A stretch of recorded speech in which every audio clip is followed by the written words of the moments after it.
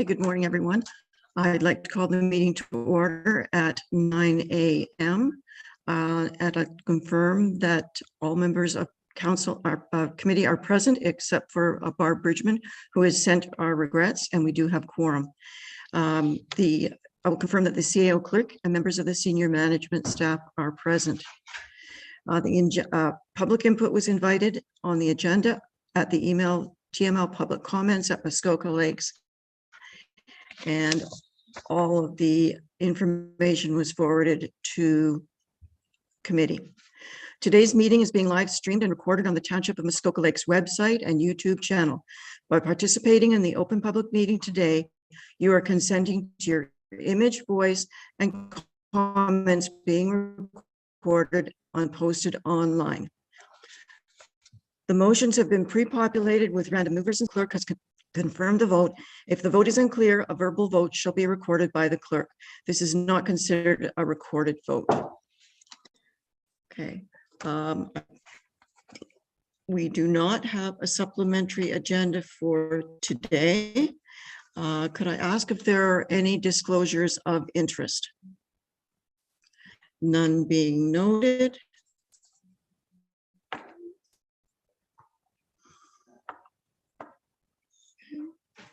We have invited delegations at 9 o'clock.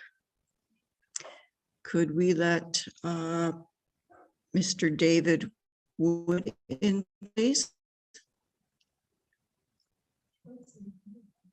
Councillor Hayes, David is not yet in the waiting room.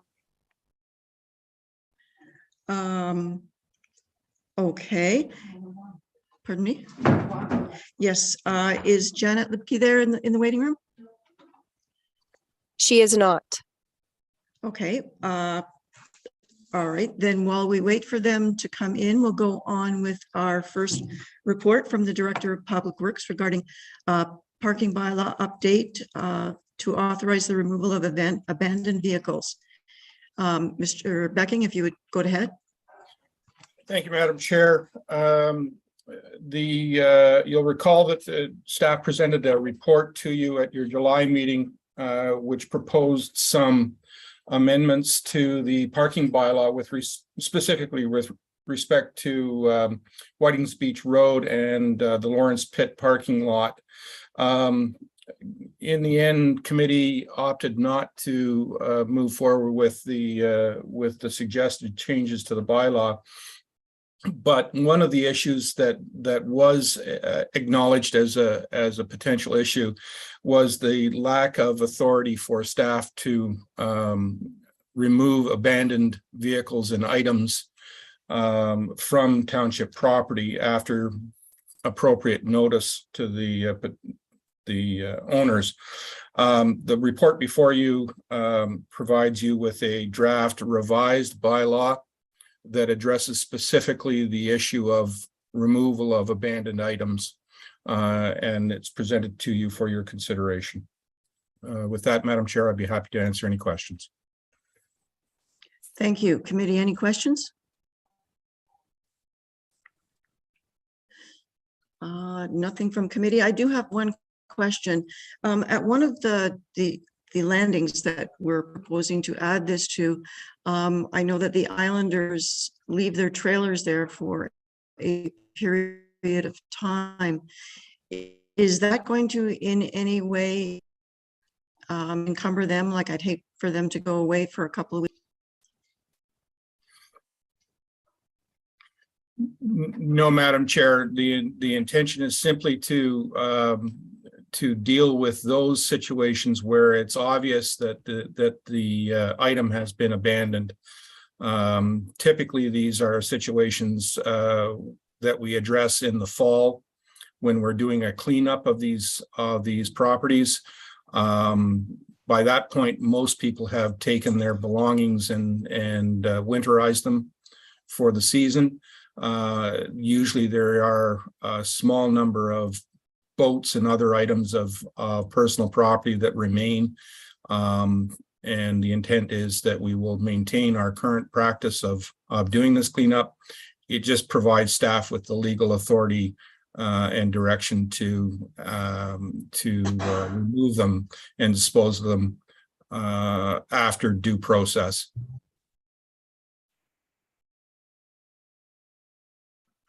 Okay, thank you. Any further questions from committee? Okay, I have a motion. Moved by Councillor Kelly, seconded by Councillor Edwards. Be it resolved that Schedule D of Bylaw 2022-43 Parking Bylaw be amended to authorize the removal, disposal of abandoned items at Whiting's Beach Road and Lawrence Pit parking lots. Any other comments? All those in favor? I'm frozen here. Okay, Councillor Mazan has her hand up. Councillor Zabitz. Can you see anything there? Councillor Nishikawa has her hand up. I can. It looks like it's carried. Yeah. It's carried. Okay, that has carried. I would suggest putting it in the volunteer. There's one right here. Okay. Have we had Mr. Wood come in yet? Oh, and no.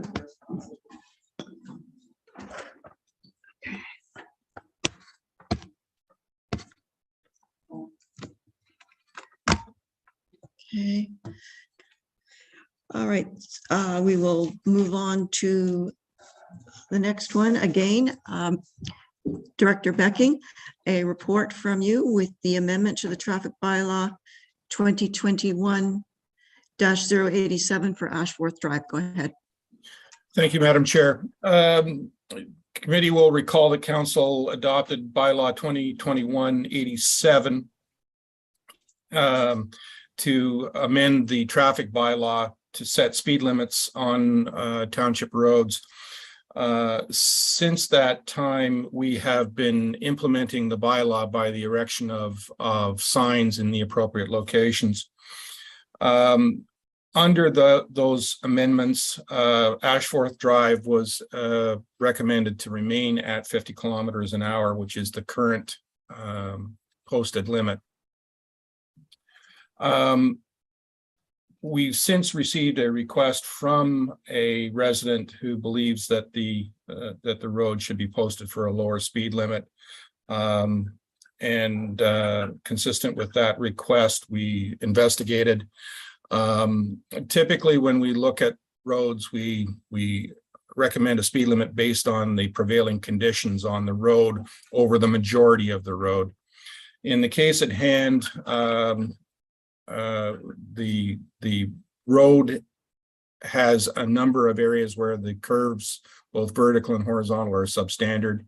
Typically, if it's less than 50% of the roadway, we deal with that through the issuance of, or the erection of warning signs with advisory tabs, advisory speeds.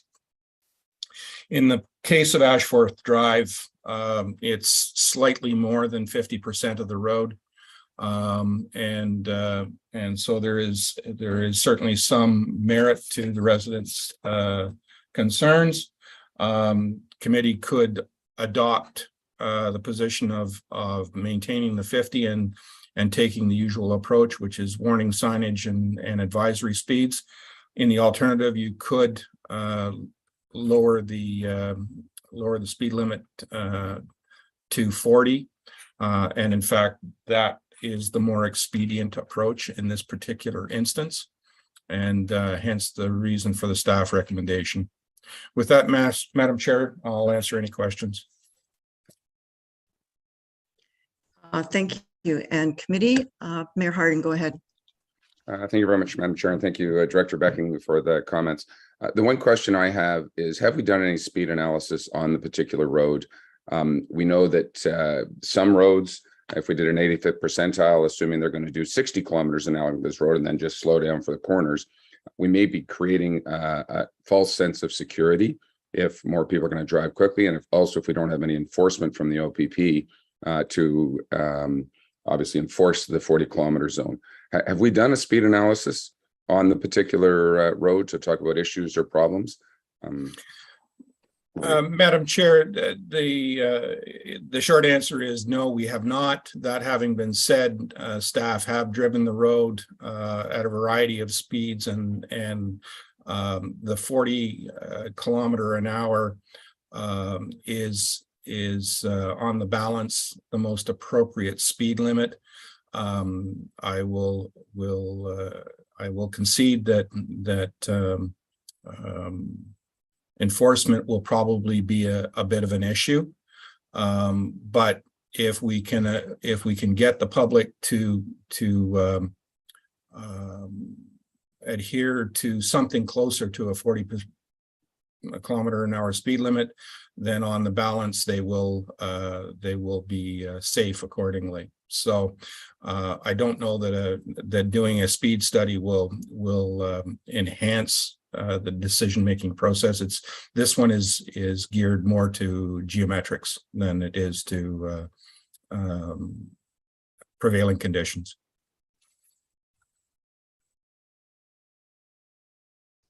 Okay, thank you. Councillor Nishikawa. Thank you. I was just going to say, for 25 years that I've worked on that road, it's been a challenge for that many years or more.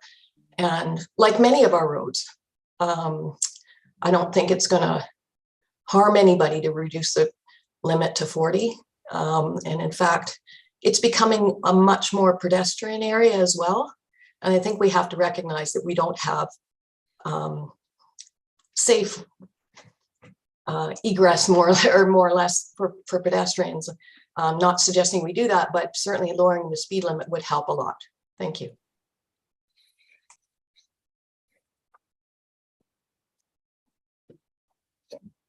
Okay, go ahead, Councillor Zavitz. Thank you, and through you, certainly supportive of this going down to 40. I know the road very well, as the others do, and yeah, I'm total agreement with it. Thank you.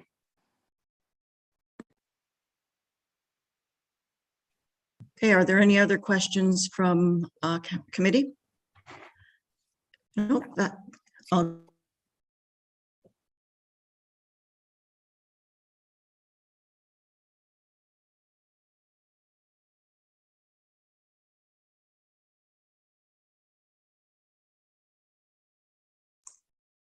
And now somebody's frozen. Madam Clerk, I believe it's Chair Hayes' computer that has continued to freeze. We can see you moving, but we did not hear the resolution read.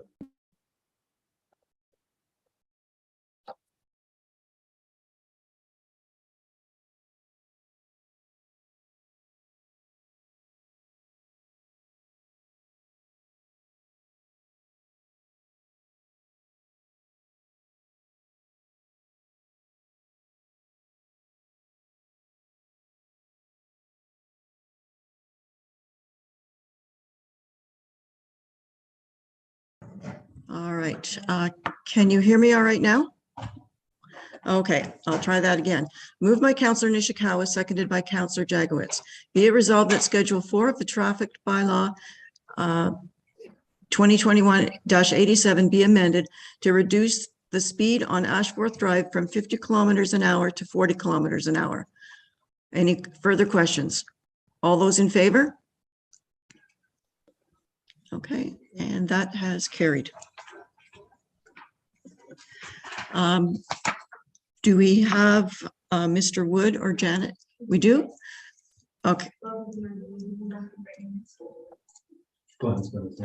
Okay, we have Mr. Wood coming in. So Mr. Wood, if you can go ahead. Oh, he's there now. Okay, David, if you can unmute and go ahead with your presentation.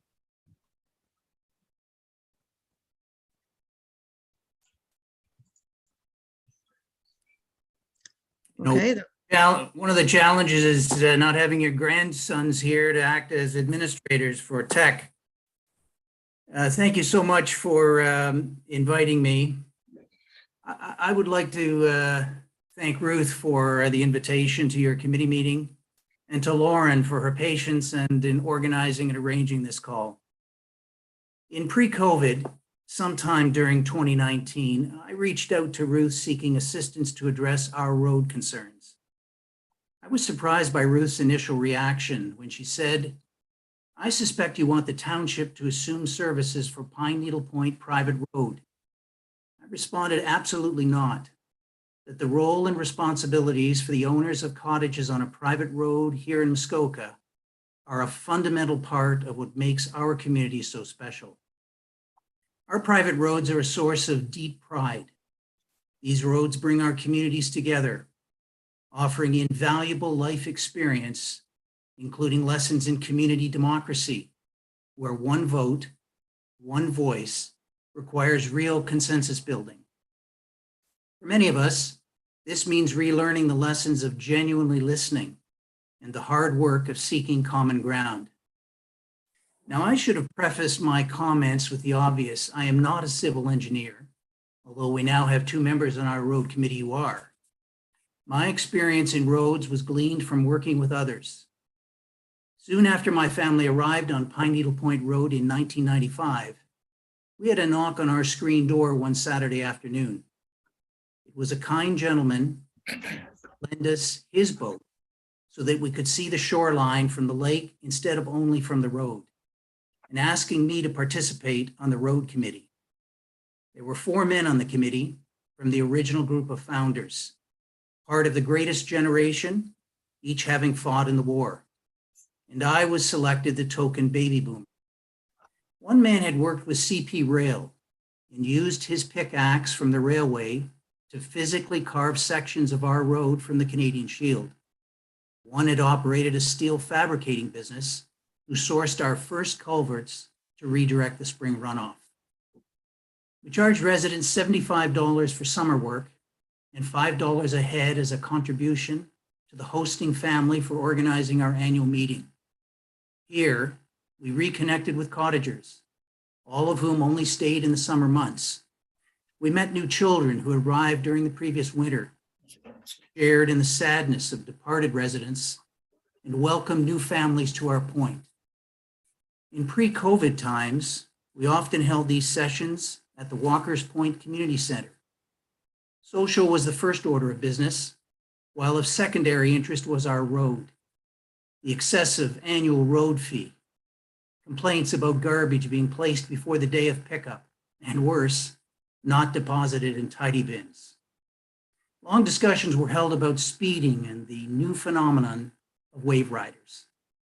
Over the past 27 years, our road has dealt with the difficult issues of fairly charging those families at the entrance versus those at the end of the point, fairly assessing those of us who in the 90s and first decade of the millennium bought neighbors' properties, and in some cases bought a number of neighbors' properties, merging them to build year-round residences.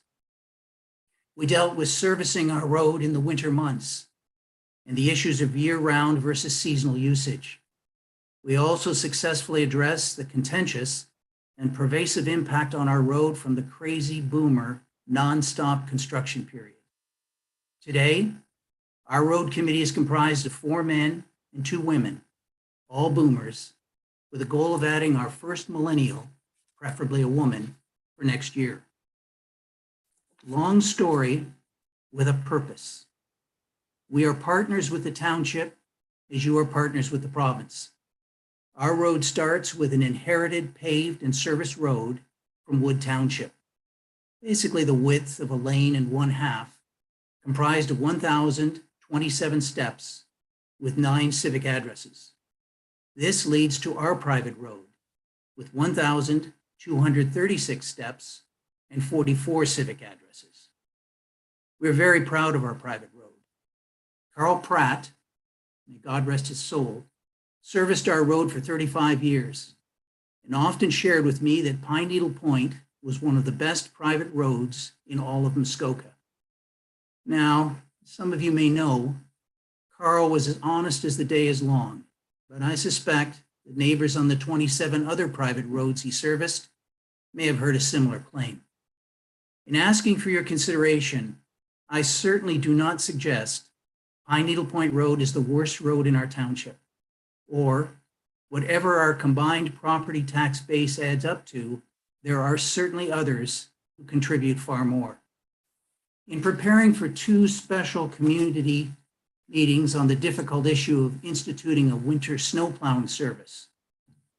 We asked a real estate agent to help us understand the values we expose to fire. Being a point stretching into Lake Muskoka, we enjoy 5,200 feet of beautiful lakefront property, all developed, with an estimated value of 90 million. 40% of that is the estimated insured value of buildings. Boathouses would be extra.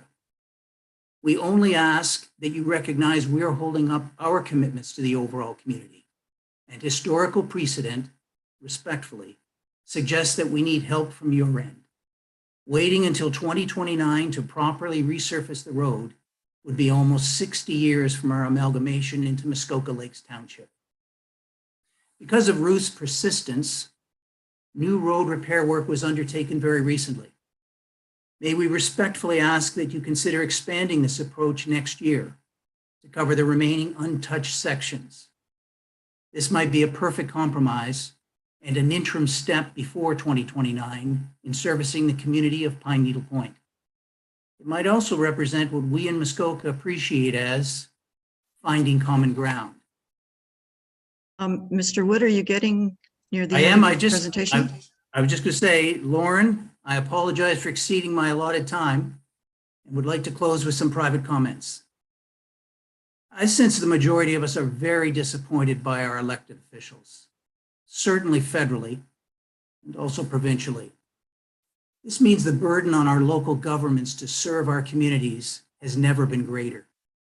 In 2000, on a Saturday afternoon, we had another knock on our screen door. You might think we would have learned our lesson about answering such calls. It was Ruth, introducing herself and asking for our votes in the upcoming municipal election. Okay, I think, Mr. Wood, could you just, would it be possible to stay? We're not allowed to have comments about the election or anything like that. So if you could just stay to your road issue, that would be appreciated. I think the final comment, Lauren, and thank you again for the patience, is the accountability, the commitment of this group of our local elected officials is something that makes Muskoka very special, and I'm suggesting we never lose that. Certainly, pleased to answer any questions if I can on the issue of the roads. Okay, thank you, Mr. Wood. Committee, do we have any questions for Mr. Wood?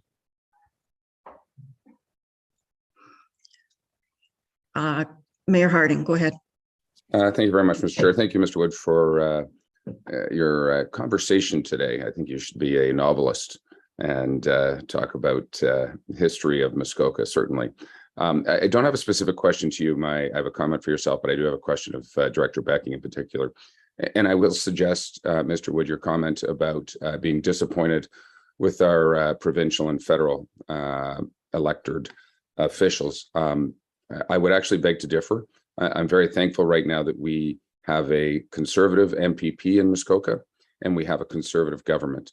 For many years, when we had a conservative MPP and a liberal government, funding did not flow down to us to help with roads or bridges and everything. So the opposite is true right now, and this is an opportunity for us to reinvest in Muskoka. We just had, I believe it was $11 million or a little over that invested into Muskoka, into our ambulance service. So I contribute that to our elected officials in the province. Regarding Mr. Becking, and a quick question. We know that Pine Needle's on a 1 to 5 year in our roads needs study, need for help. How do we justify pushing that out 7 years from now, if you will? And what is your recommendation to go forward? Because obviously we do our roads needs studies, try to understand and balance off, if you will, the needs of each and every road. No question, it's not the worst road, but it's certainly not the best condition road. So what's your recommendation for trying to help a road that is identified as needing to be repaired, but not slated for beyond the identified range? Thank you for the question, Madam Chair. I think this is indicative of some of the issues that were raised as we went through the core infrastructure asset management plan. There are a variety of roads out there that frankly have not made the cut. There have been years of funding levels that have been less than sufficient to satisfy all the needs. With respect to the particular road in question, I won't dispute the fact that the road is in fair to, it's at the upper end of fair condition state, and there is no question that it is in need of work. Trying to balance needs and existing resources has been a challenge for staff, but we have we've prioritized those roads that have the greatest need first. I think committee and council is going to have to come to grips with the issue of level of service and what constitutes a level of acceptability as we progress through the asset management process. I think you'll have to deal with that probably in 2024. As it relates specifically to the road, I did have an opportunity to review conditions of the road. As Mr. Wood has indicated, we went out and did some greater patching over the last year or two. And that seems to have held up reasonably well. As an interim step, we could continue on with that process. At the end of the day, it boils down to a question of allocation of funding resources to achieve that. And if committee and council are so inclined, then staff will carry out the work. Thank you. Councillor Nishikawa. Thank you. And thank you, David, for bringing your presentation. As he had said, I brought this forward to Director Becking. And I will say also that I also reached out to Director Becking because every budget year, I say we need to put more dollars into roads. And I've sort of asked him, could he share in his expertise how I could move that forward? And he said, most I have to sell it to you guys. So that's why I asked Mr. Wood to come today, because nobody better than a resident to sell their issues. But I truly believe that some of these smaller roads, we could start knocking off much sooner. And I'm not an engineer or anything else, but I do believe that we need to direct our budget to allow more monies towards roads. People, I've said this to many, but taxpayers, I think, really mostly want their garbage picked up and their roads to be drivable.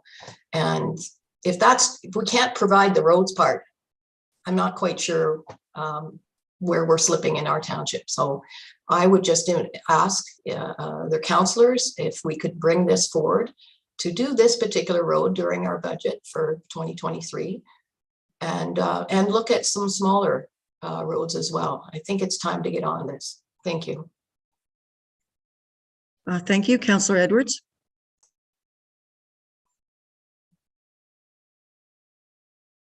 Thank you very much, Chair. I don't disagree that we should be doing something with the roads, but every time someone asks, we just can't jump. And that we did a road assessment, and that we have to go along with that. If we do want to spend more on roads, I would support it, because I think we do get complaints over here in Warbie as well, and I'm sure other boards do. A question from Mr. Becking. Some time ago, Good Roads, when they send out their thing, they had a road patching machine. I don't know if you're aware of it, you probably are, but it's supposed to be, yes, it's an outlay, but it does better patching than just doing it by hand, and one person can operate it, and it can do so many more miles in a day than a crew going out. And is that something maybe we should be looking at in the future, Mr. Becking? Madam Chair, I am aware of the machine to which the councillor refers. I'm not convinced that it achieves value for money. As it relates specifically to this instance, it would not be an appropriate tool to be used. And frankly, I think many of our roads are beyond that point. The machine is more suited to isolated situations on roads that are otherwise in very good condition. So I don't think I would recommend it. Okay, supplemental. Go Is ahead. there a way when we're putting on and that patching is actually tapping it rather than just tapping it a little bit with a shovel? Because this is one of the things, because I've seen it on roads where we got put a patch, somebody drives over it and all the asphalt's coming out almost immediately afterwards. And that I know we used to do a lot of tamping when we were doing and that concrete repairs and that, getting it ready so that it wouldn't settle. And I just wondered if something like that could be done then. Thank you.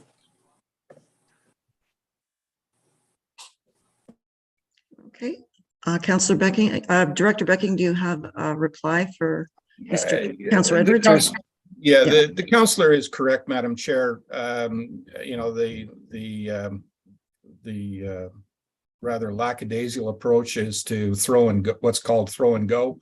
In other words, throw it in the hole and hope that the traffic will compact it.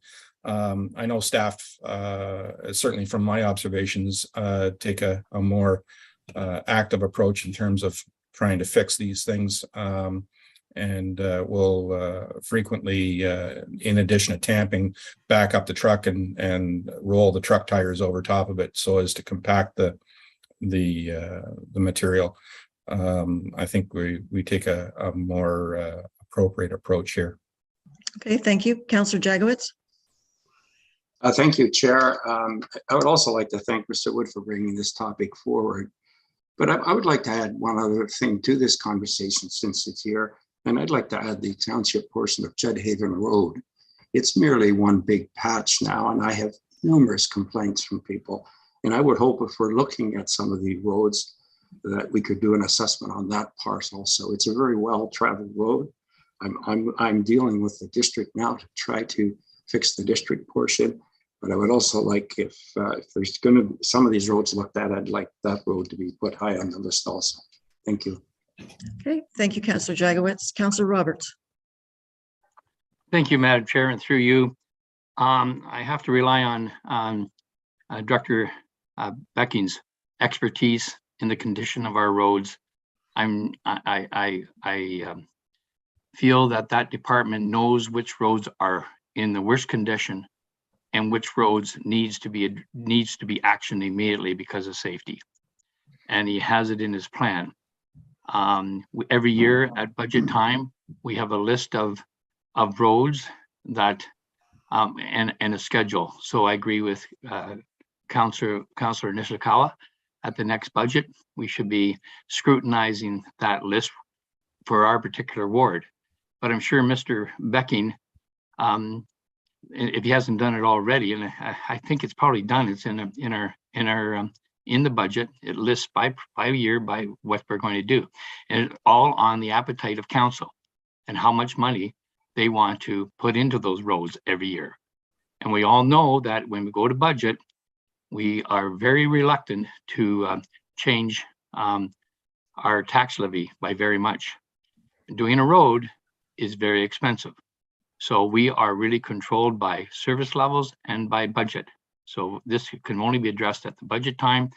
And I guess, I don't know, I want to put any more work on Mr. Becking, but I'm sure there are many roads in our township that you suggested are fair. And you could probably quite easily come up with the top 10. And perhaps this one would be one of them. And maybe that's what we can talk about at budget time. Thank you.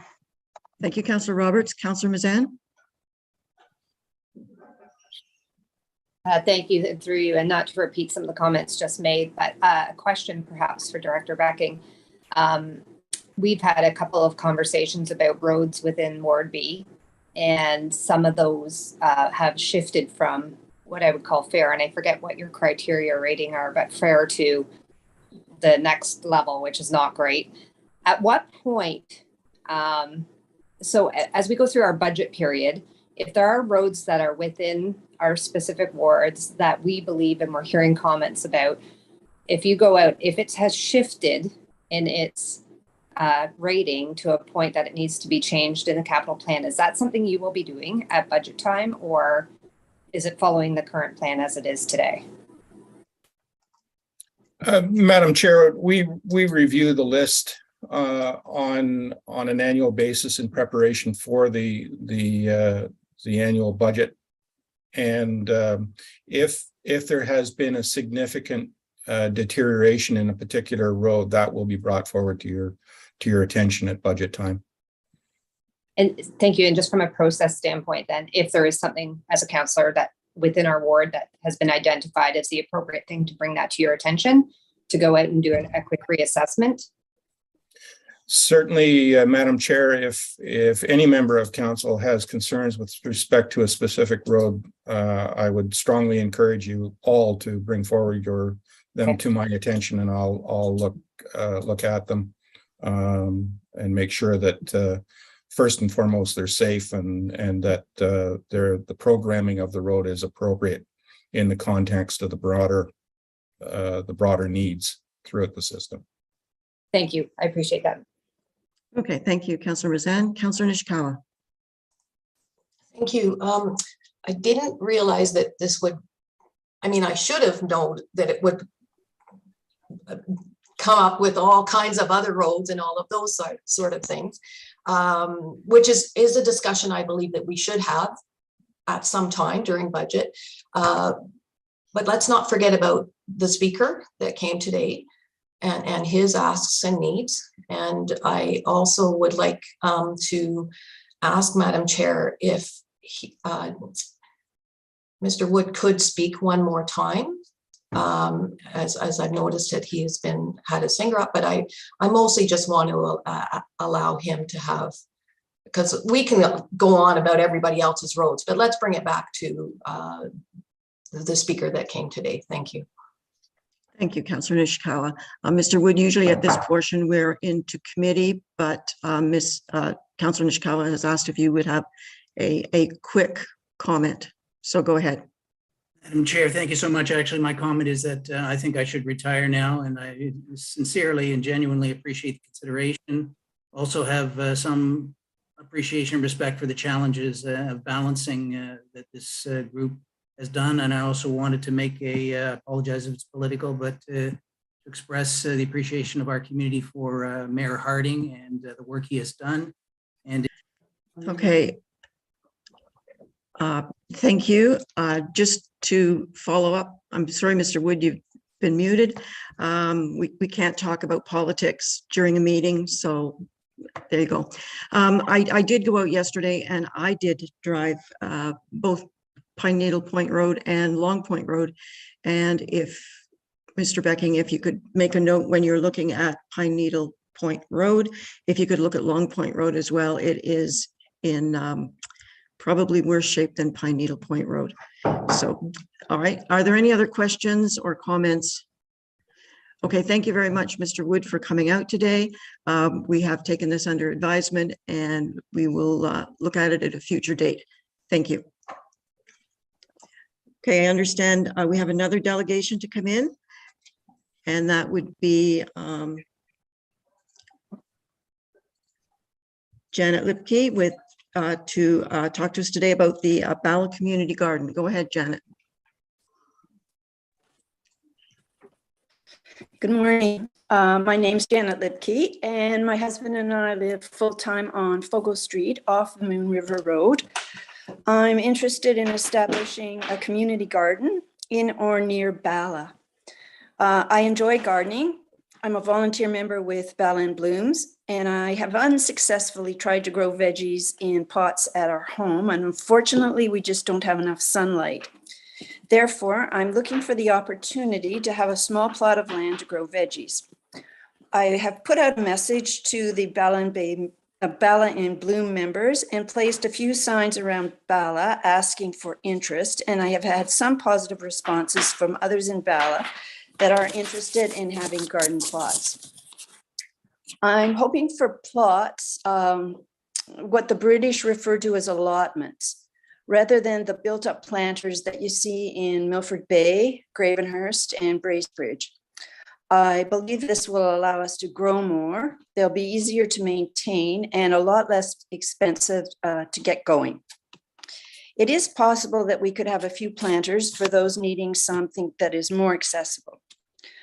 I know from my work with the Bala in Bloom that gardening together builds a sense of community. We get to know our neighbors. Community gardens have been proven to make areas safer and, of course, more beautiful. It would provide a place for us to share and learn about gardening. A community garden gives better access to fresh, quality food, reduces food expenses, and therefore improves food security.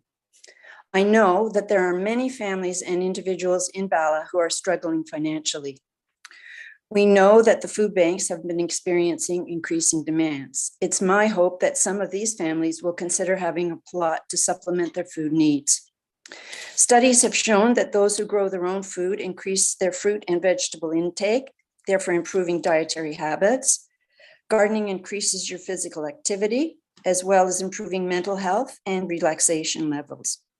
Community gardens are growing in numbers throughout Canada, US, and Great Britain. I believe that we could start a community garden in Bala with minimal cost to the township if a suitable site is available. Some topsoil, simple fencing, the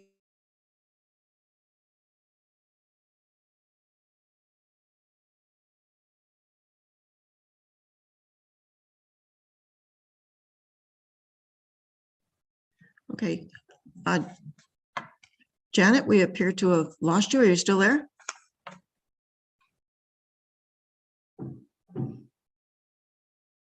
Councillor Zavitz, go ahead. Thank you, and through you, well, hopefully Janet will get back connected. I did have a fireside chat with Director Becking on this issue, and I wonder, I see he's, hopefully he's here, and there's I'm Janet. back. Okay, there you go. Okay, go Yeah, ahead. I'm sorry. I have really poor internet. Can you hear me? Yes, go ahead, Janet. So some topsoil, simple fencing, the use of a rototiller, and perhaps planks to mark out the plots. We could start small and see if the idea takes off. Therefore, I'm asking the Township of Muskoka Lakes to establish a pilot. We've lost you again, Janet.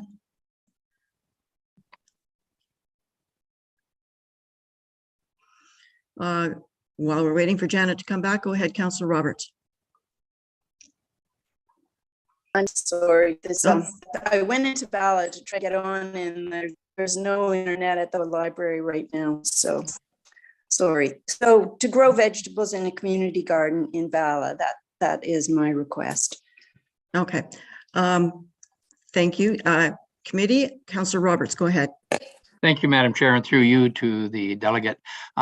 If you would write me with your email address, I will send you all the material I use to build the 36 gardens at the Milford Bay community.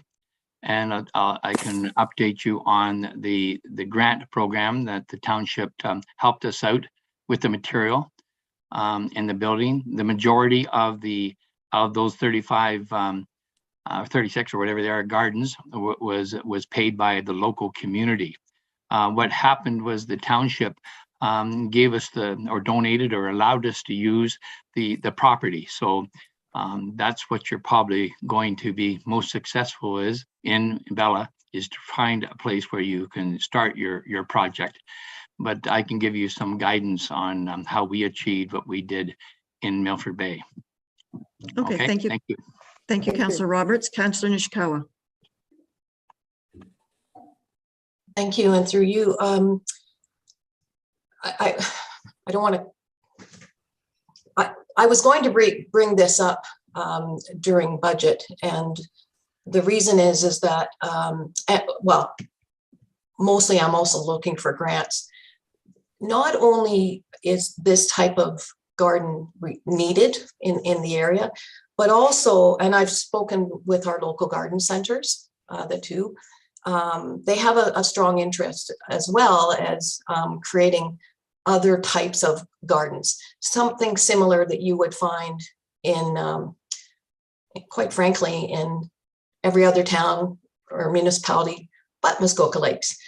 So again, allowing more of a rotary style garden, and that's why I'm saying some of the granting and things that are available and where that location is, because quite frankly, Bala is very limited with municipal properties that are, you know, suitable for this type of thing. So I'm looking forward to this moving forward, because I definitely think that there could be, but in fact, it would go towards a committee. A committee could be struck and come up and look for some of those locations, as well as to try to bring together the other two components of it, of a memory garden and those types of things that people are looking for. Thank you. Thank you, Councillor Nishikawa. Councillor Zabitz. Thank you, and through you. Good presentation, Janet, and thank you for bringing this forward. I did have that fireside chat with the Director Becking, way up there, 10,000 feet, and I wonder, Director Becking, if you might share a little bit of what we chatted about, just in terms of locale. Through you, Madam Chair, yes, the councillor and I did have a conversation regarding the matter. Councillor Nishikawa is correct when she said that there really isn't a lot of suitable space in the Bala community. The one that leaps immediately to mind is Jaspin Park. There is an area that there is a very large playing or open space area there, a portion of which could be devoted to a purpose such as this, if committee and council were so inclined. I don't know anything of the soil conditions at that location and whether or not they would be suitable for a vegetable garden. That having been said, as committee and council are likely aware, we receive an annual allotment from the district of compost that gets generated from the organics that are delivered. And certainly, again, if committee and council were so inclined, we could tap into that resource and use that to supplement the existing soil conditions to make it more suitable. So that would be my suggestion, but committee and council may have others. Thank you. Are there any other questions from committee? No. Janet, we have Corey Moore with us, who's our economic development specialist, and he might have some ideas for you as well. Go ahead, Corey. Thank you, Chair Hayes, and good morning, committee. I know Councillor Roberts had touched on this a bit too, but we have done some work in previous years through the community grants program to help with their community gardens. And I'd certainly be willing to work with Director Becking and the community on finding a suitable location and then helping to provide that guidance through the grants program to assist with some future funding to definitely get it kick-started and ready to go for spring next year. Okay, thank you, Corey. Thank you, Janet, for attending today. And it sounds like you have a lot of information to go forward with. Okay, so does anyone else have any other questions? No? Okay, we're good. We'll move on to Section 5C, which is a report from the Public Works Director regarding the Municipal 911 Civic Addressing Bylaw. Mr. Becking, if you would go ahead. Thank you, Madam Chair. As you're all aware, there's been a municipal 911 civic addressing system in place in the township since the mid-1990s. What came as something of a surprise to me and staff is the fact that we don't have a bylaw that authorizes and guides or provides policy with respect to the 911 system. In order to rectify the situation, staff have prepared a draft bylaw for your consideration.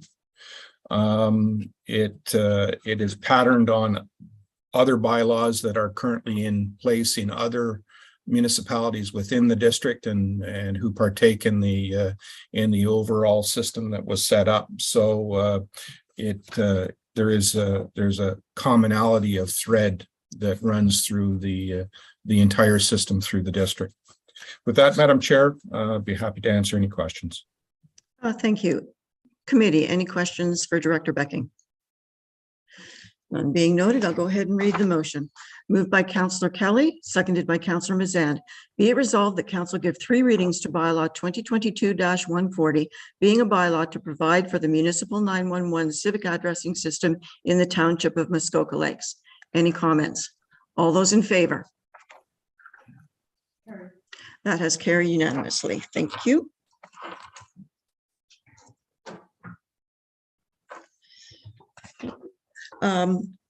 We do have the minutes from the library board meeting held on June 14th, 2022. Are there any questions? Nope. Okay, we're going to move on to new business, the District of Muskoka updates. Phil, if you can go first. Sorry, Mayor Harding. Let me just unmute. There we go. Thank you very much. We had a meeting on August 19th.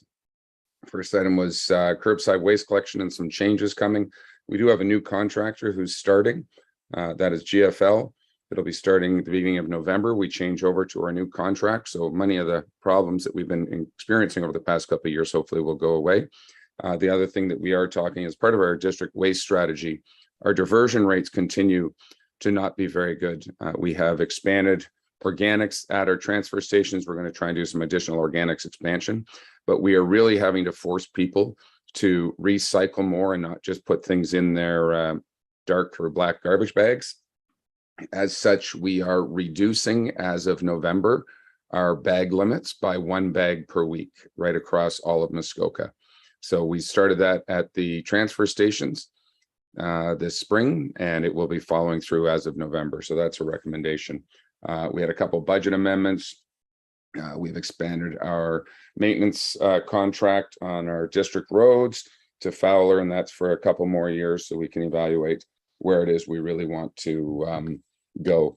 The other thing that I want to comment on is fortunately, CAO Hammond and myself were able to attend the AMO conference this past summer and had a number of really great meetings once again with our provincial counterparts, if you will, and the various ministries. First meeting, and I'll just to highlight some of the meetings we had. The first meeting was with Kinga Surma, who is the Minister of Infrastructure. We spoke about the docks and wharf at Port Sandfield, and anybody who's been through there knows how poor repair those are in. Interestingly enough, the Ministry of Infrastructure didn't even realize they owned that asset.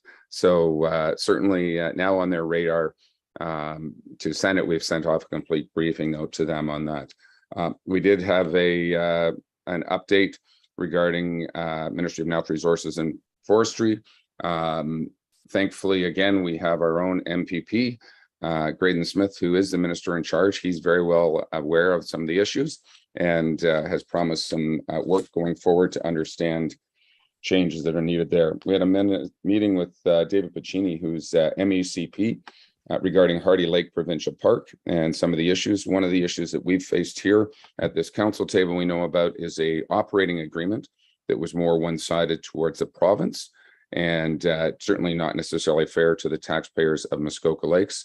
He understood those problems and has taken it back to his staff. So we hope to have some updates and amendments coming forward to balance and equal out, if you will, the responsibility of Hardy Lake Park. We also once again put on the parking issue on Highway 169 and potentially adding a trail from our Walker's Point Community Center into Hardy Lake Park. So those are on the table as well.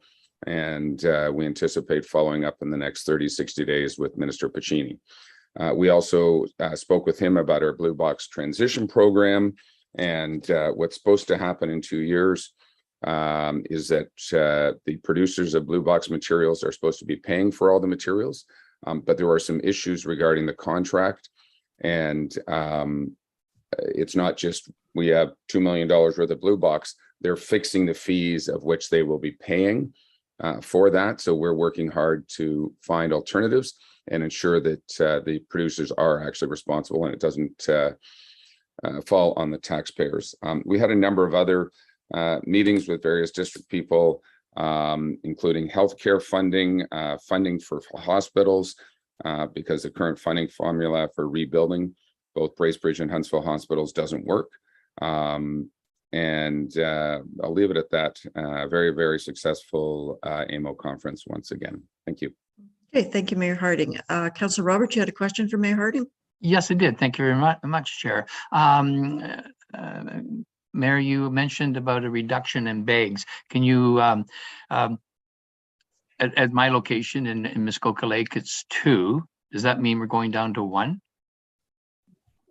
If I'm not mistaken, in your rural, you should actually be at 3 bags.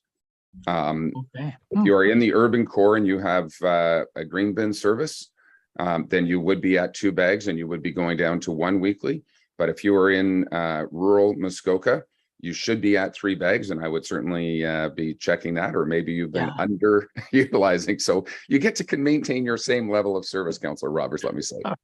Thank you. Okay, thank you. Any other questions for Mayor Harding? Okay. Councillor Edwards, can you go ahead with your update? Yes, thank you very much, Chair Hayes. We had an oral presentation about water and sewer allotments up in Huntsville.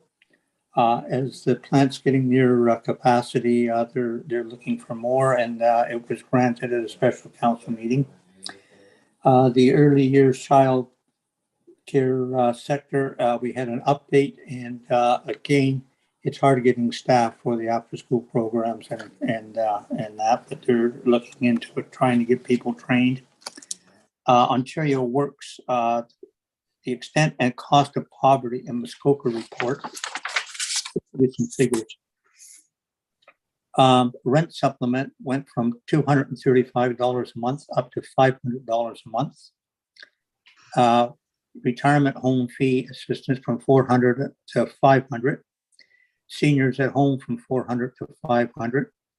Ontario renovates from $435,000 up to the provincial standard of $694,043. And affordable housing in that program, incentives, 7 years, you can get 15,000, 10 years, 40,000, 20 years, 80,000, and they're talking about going up to 100,000 for a 25-year term. So this is one of the things. Just a minute now.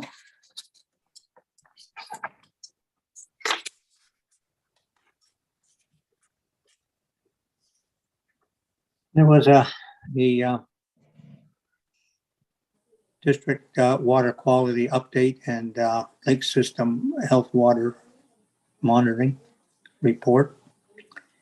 And Muskoka Tourism, they have decided to close the comfort station on Highway 11. You know, people were just going in using it for washroom rather than asking questions. I did mention to them, you know, those people are in Muskoka and they're going to spend money. Part of that $500 million that are spent every year, but they have decided to close it. They're moving over to the airport. They figure they'll save between $18,000 and $23,000 a year and put it to programs that are basically internet sponsored. And we give $334,000 to that from the district, plus other grants they're getting. And that, so it will be closed as of Thanksgiving. So go before you come to Muskoka. And that's about it. And there were just extensions on subdivision agreements and nothing in our area. Thank you. Thank you, Councillor Edwards. Councillor Nishikawa, can you give us your update? Thank you. The main thing that I want to mention is health services. We are discussing the management, basically, of the new Fairburn home, which is moving forward in Huntsville. Just so everyone is aware, that will mean that our district will have 2 long-term care homes.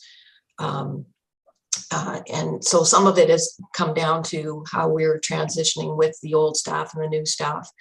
Again, updates about our paramedic situation, which I have to say the services that our paramedics are offering to the District of Muskoka are really top notch. And I know that I've happened to been in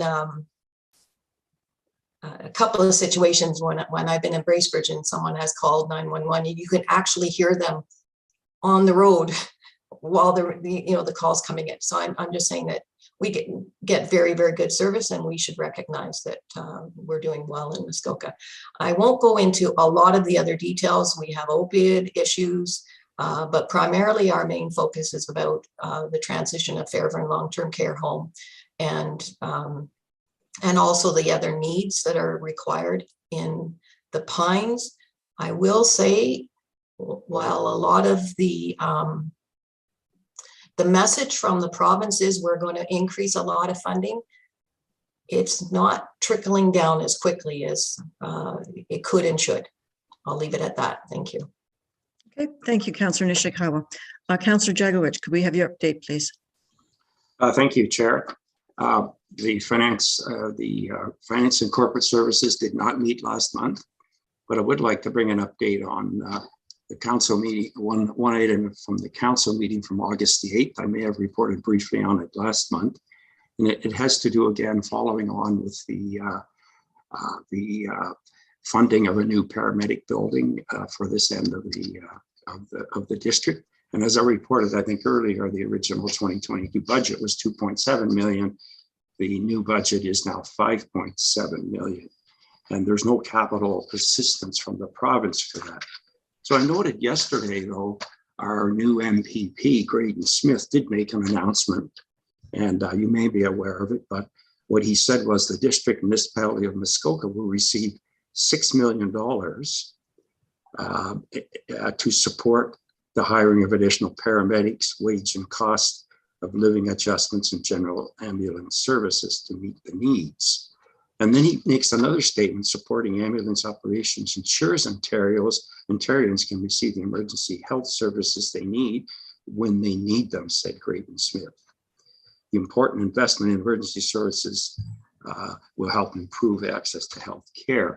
So when I read it, there was absolutely no mention of funding this particular important project for the district.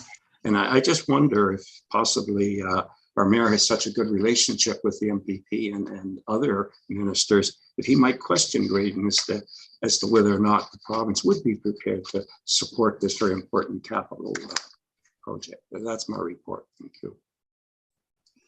Okay, thank you, Councillor Jagowicz. Does anyone have any questions? Go ahead, Councillor Nishikawa. Thank you. I just wanted to respond, not respond, I appreciate Frank's report. It's interesting, though, what I'd learned when the ambulance station for Port Carling was priced out, it was using very dated pricing. Using what we did in 2016, what we did in quite many years back. So I don't think that it's correct to say that we jumped up, 3 or 4 million or whatever the numbers are. it really isn't interesting when you look at where they started with their numbers. And honestly, I don't think we started, we were just using older information that we had to create a budget number. It didn't really relate to even pre-COVID numbers at that time. And so I think our staff have done a really good job in bringing forward the real numbers and the reality of building today. Thank you. Thank you, Councillor Nishikawa. Councillor Edwards. Yes, thank you. With the paramedic station, just so that everybody's aware, and that Councillor Nishikawa is right, they were older figures. What it was is two design build quotes that they got. I believe that the original was going to be about less than 8,000 square feet. They were talking to going up to 10,000 square feet and putting training in there. Then both of the quotes were over 11,000 square feet, so they can be scaled back at that. But they were covering their bases. There were contingencies put in there as well. I would doubt very much if it will be the full 5.7 million, and that when it comes down, what it is because of the lame duck situation with councils, the same as ours.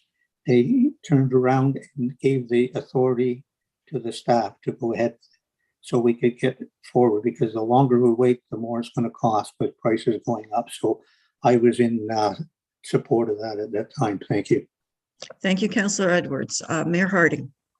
Thank you. As for Councillor Jagowit's request, certainly happy to talk to MPP Smith, but I think the easy solution and the fast solution is to probably talk to our commissioner at the district, and would be able to advise where that money is actually going. Some of that money is going, I know, to Parry Sound, but some of it is certainly flowing through to the district of Muskoka, and we can get a detail. I think Councillor Jagowitz, it's probably also a great question to raise at FCS committee this coming month. Okay, thank you, Mayor Harding. Councillor Jagowitz. Thank you. I guess a response is required. No, Mayor Harding, that amount was the amount for Muskoka. The total announcement was 11.6 million. And interestingly enough, Parry Sound was the other partner there who received 5.6 million. So the district got 6, but Parry Sound got 5.6. Seems out of balance. But my main point was not that the cost overrun, and I didn't even bring up the fact that the district allocated authority to the CAO to not only negotiate the contract, sign the contract, and implement it without it coming back to council. And but that's okay. But I do think, but just keep in mind, there was a zero contribution from the province on that. Ambulance service is really a provincial responsibility. And it's interesting how an MPP can announce 6 million, and I believe that 6 million is just what's already in place. So I take a bit exception to my fellow. I think we have to be stronger with the province and ask them to come to the table and fund. If this center is important for education and so on to provide good service, and it's going to cost 6 million, there should be provincial funding for that. Thank you, Chair. Thank you, Councillor Jagowitz. Are there any other questions about the district updates? No? Okay, we'll go on to community events. Does anyone have any community events to? Councillor Edwards, go ahead. Thank you very much. As you know, the Cherry Fox Run is in Windermere this Sunday. You can come and sign up at 8 o'clock. The run starts at 9 o'clock. This year, we have moved it to the Windermere Community Center. So we have a larger area to put the auction items up. I know there's Rogers have given us a phone, and I believe from the Blue Jays there's something as well. There's interest for everyone there. There will be hamburgers and hot dogs from the Lions. We would like a donation. If anyone would like to support me, that would be great. We will be putting it up on the website that you can make your donations. And this year, with any luck, we'll go over $500,000 that have been raised by Windermere and that. So thank you. I hope we'll see you there. Okay, thank you, Councillor Edwards. Councillor Nishikawa. Thank you. And of course, Bala will also be having their Terry Fox run again this year. The other thing I wanted to bring up was Cranberry Festival, right around the corner, less than a month away.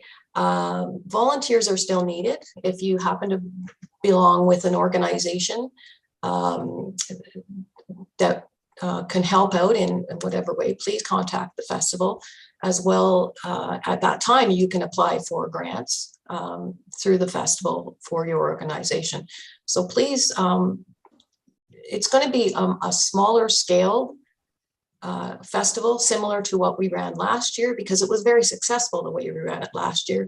And the wish to bring sort of the old days of bringing back local vendors and local artisans is what we're looking to do at this festival. But Morgan, most importantly, again, if you have any time to volunteer, please contact the festival. Thank you. Okay, thank you, Councillor Nishikawa. Are there any other updates? No? Are there any items of new business that anyone would like to bring forward at this time? Councillor Nishikawa, go ahead. Sorry about that. I mostly have a concern that we do not have internet service at Walker's Point Library and Community Center. I'm not quite sure about the comment today about not having access to internet at the Bala Community Center. That may have been a situation that someone, or maybe I don't understand. I used to be able to stand outside of those centers and be able to use my piece of equipment. So I don't know where the conversation is going about, we all got a note saying that the internet services will not be available at the Walker's Point Library any longer, but that really concerns me because we do have a library and citizens do need that service. And again, if looking at just our students, one of the biggest reasons why I know that we did it in Torrance with the cap long before all of our community centers got internet was so that our local students could have access to the internet as well. So let's not forget about them, but I don't know where this conversation is going. So I'm just going to leave it at that. How do we get back service to a community center that we had offered it to for so long? I was just going to speak for Mr. Donaldson, but I see his camera has just come on. So go ahead, Mr. Donaldson. Thank you, Chair. Good morning, committee. So we are endeavoring to get service reconnected to Walker's Point. We were notified by Lakeland some time ago that they were had an issue with their tower that supports internet service at Walker's Point. They were not going to repair that, and they would no longer be providing that service. We've now reached out to some service providers in the community and are getting an installation date hooked up. These things, unfortunately, are subject to the schedules of others, but we are moving quickly as quickly as possible, moving forward with getting that reconnected promptly. Okay, thank you, Mr. Donaldson. Are there any other new issues to be brought up? Councillor Mazan. Thank you, and through you. Actually, not a new issue. I wasn't quite sure where to just bring up a couple of initiatives, I think, on a positive light that have happened recently by some of our youth in our community.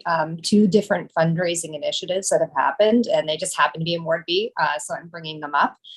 But I think it's a wonderful opportunity to talk about the quiet leadership we're seeing in our community. So one of them was a swim that was completed this summer on Lake Muskoka, and this young woman actually successfully raised $115,000 for our local hospital.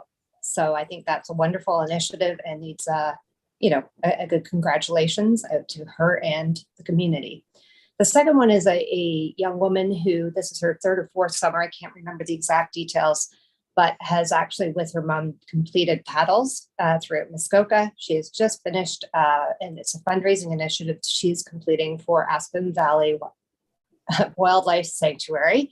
She has just completed, and I was just looking up the details as so I could get it correctly, but a 350-kilometer paddle to raise money for Aspen Valley Wildlife Sanctuary. So I just think it's wonderful that we see this kind of leadership in our community, and wanted to take an opportunity to shine a light on some of the great things that are happening. Thanks. Thank you, Councillor Mazan. Any other new business? No, there's no closed session today. So with nothing else to be said, we will go to an adjournment. Moved by Councillor Roberts, seconded by, I think, can I second this? No, so let's change that. To, Councillor Edwards. sorry? Edwards, or anything. You just said his name. Okay, seconded by Councillor Edwards. Be it resolved that this committee adjourn at 10:15 a.m. And the next regular meeting of the General Finance Committee will be held on Wednesday, October 12th, 2022 at 9 a.m. or at the call of the chair electronically from the Council Chambers Municipal Office in Port Carling, Ontario. All those in favor? That is carried. Thank you very much. Have a good day, and we'll see you this afternoon.